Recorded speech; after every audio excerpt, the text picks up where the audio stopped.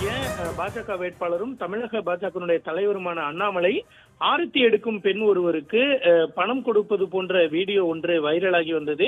இது தொடர்பாக எக்ஸ் வலைதளத்தில் புகாரும் அளிக்கப்பட்டிருந்தது. இதற்கு பதிலளித்த கோயம்புத்தூர் மாவட்ட ஆட்சியரும் தேர்தல் அலுவலரும் இந்த வீடியோ தொடர்பாக புகார் எடுக்கப்பட்டிருப்பதாகவும் காவல்துறைக்கு இந்த புகார் அனுப்பப்பட்டு இந்த வீடியோ தொடர்பாக விசாரணை மேற்கொள்ளுமாறு தெரிவிக்கப்பட்டதாகவும் அவர் தெரிவித்திருந்தார். இந்த நிலையில் இது தொடர்பாக தற்பொழுது எக்ஸ் வலைதள பக்கத்தில் அண்ணாமலை கருத்து ஒன்றை பதிவிட்டு இருக்கிறார். இந்த வீடியோ என்பது கடந்த ஆண்டு ஜூலை மாதம் 29ஆம் தேதி என் மண் என் மக்கள் யாத்திரையின் பொழுது ராமநாதபுரத்தில் எடுக்கப்பட்டதாக தெரிவித்திருக்கிறார்.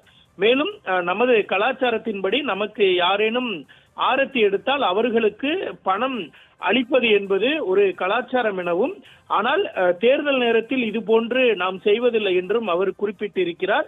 மேலும் ஓட்டுக்கு பணம் அளிப்பதில்லை என்று ஏற்கனவே தாங்கள் முடிவு செய்திருப்பதாகவும் தெரிவித்திருக்கிறார். அதே போல தற்பொழுது தன் மீது புகார் அளித்துவிட்டு நிஜத்தில் வாக்காளர்களுக்கு பணம் அளிக்கக்கூடியவர்களை கண்காணிக்குமாறு கோவை மாவட்ட ஆட்சியருக்கு தான் வேண்டுகோள் விடுப்பதாகவும் அண்ணாமலை தனது எக்ஸ் வலைதள பக்கத்தில் தெரிவித்திருக்கிறார்.